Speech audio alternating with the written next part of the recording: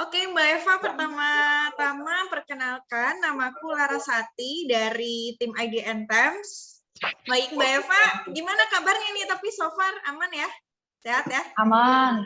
Alhamdulillah. Ya, kondusif sih Mbak kalau untuk penumpang ya secara keseluruhan karena memang kita dari sisi operasional KA juga kita masih penyesuaian. Artinya tidak semua KA sesuai program kita jalankan di masa pandemi ini sehingga dari sisi rata-rata jumlah penumpang juga tidak ada peningkatan yang signifikan. Kan ada himbauan dari pemerintah bahwa untuk tidak berlibur maupun berpergian keluar kota gitu kan. Namun jika dilihat di suasana bandara atau stasiun, apakah memang tidak ada perbedaan yang signifikan gitu ya di stasiun KAI dalam artian begini, ketika sebelumnya masih trafiknya masih sepi-sepi saja, namun saat libur Nataru ini ternyata ada kenaikan data penumpang atau seperti apa, itu bagaimana Mbak? Ya, kalau dari data penumpang, sebenarnya hampir sama dengan rata-rata penumpang pada saat weekend ya, itu ya. Jadi pada saat akhir pekan di masa pandemi, nah ini rata-rata volume penumpang Nataru itu berkisar di angka tersebut. Biasanya Mbak, jika dikalkulasikan nih, ada berapa data penumpangnya Mbak? Oh ya, jadi kalau untuk hari ini saja dari stasiun Pasar Senen itu ada 21 KA yang berangkat dengan rata-rata penumpang sekitar 3.800.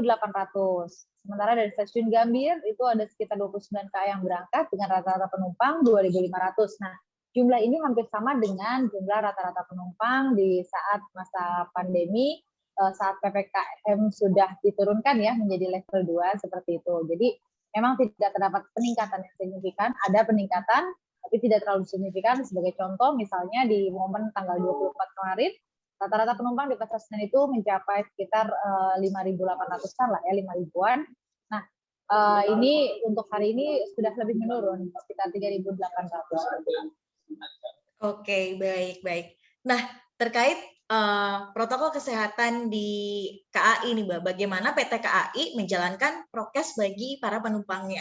Jadi kalau terkait protokol kesehatan, memang ini kita bisa mengatakan bahwa untuk protokol kesehatan yang diterapkan di stasiun dan juga di kereta ini kita sangat ketat ya, terutama aturan-aturan yang diterapkan ke penumpang karena memang kita sangat mengacu dengan semua ketetapan yang telah diberikan oleh pemerintah.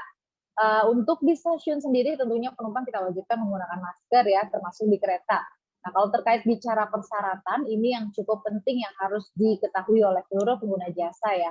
Karena memang pada saat masa Nataru ini, khususnya yang akan berangkat di tanggal 24 Desember sampai dengan tanggal 2 Januari, ini terdapat persyaratan khusus terkait protokol kesehatan yang harus diikuti. Di antaranya yakni pengguna jasa dengan usia di atas 17 tahun, ini sudah wajib memiliki bukti vaksin lengkap, yakni dosis pertama dan dosis kedua. Nah, kemudian untuk usia 12-17 tahun, ini juga sudah wajib vaksin lengkap ya, hanya masih diperkenankan sampai dengan dosis pertama. Nah, kemudian yang penting juga untuk pengguna jasa yang akan membawa anak dengan usia di bawah 12 tahun ya, di bawah 12 tahun ini, mereka harus memiliki bukti pemeriksaan PCR 3 kali 24 jam.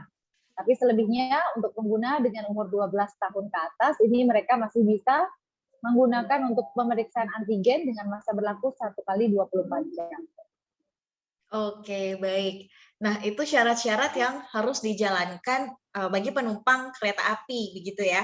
Nah, ya, Mbak, betul sekali. Terkait jaminan kesehatan nih, bagaimana jaminan dari PT KAI terhadap kesehatan penumpang di dalam kereta gitu. Terlebih kan sekarang jika dilihat sistemnya ada bangku penumpang yang memang hanya boleh diisi 1 orang, ada juga yang boleh diisi 2 orang gitu. Bagaimana jaminan kesehatan Mbak dari pihak PT KAI ini? Kalau kita bicara mengenai kesehatan ya hal tadi ya, ini kita dari sisi volume penumpang yang diberangkatkan ini kita juga masih mengikuti aturan yakni kapasitas maksimumnya ini 80%. Jadi tidak terisi semua penuh 100% ya.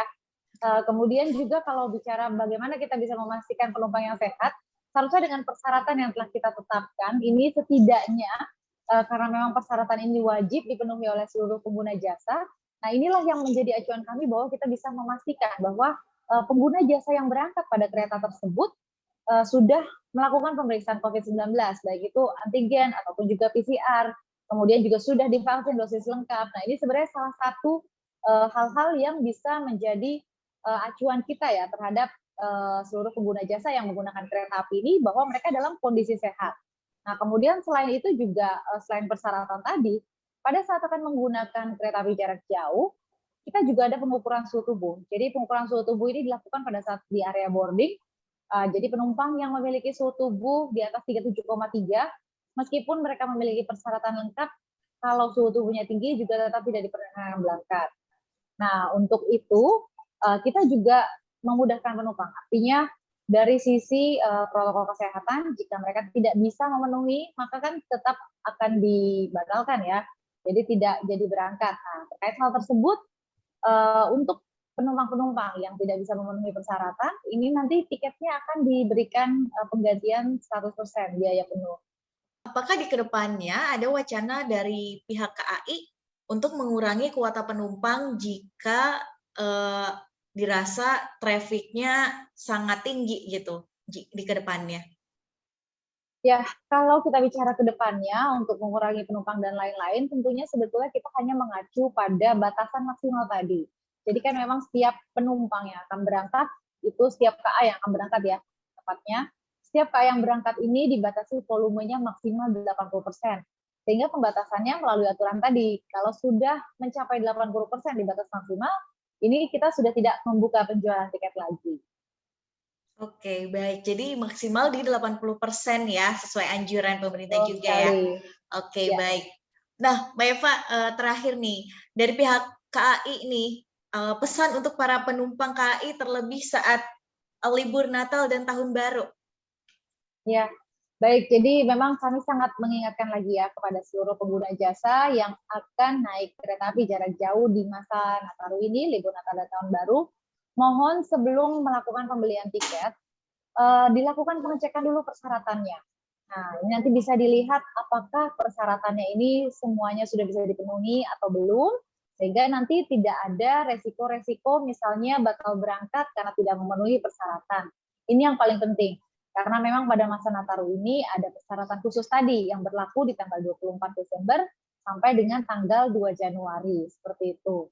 Dan kemudian kami juga menghimbau kepada pengguna jasa bahwa memang dapat kami informasikan ya, kita juga menyediakan layanan untuk membantu penumpang melengkapi persyaratan seperti misalnya layanan PCR atau antigen dan juga vaksinasi. Tapi kami himbau kepada pengguna jasa yang ingin menggunakan layanan PCR ataupun vaksinasi khususnya yang ada di area Daup 1 Jakarta atau antigen ya, layanan antigen, ini mohon untuk dapat mengatur waktu keberangkatannya.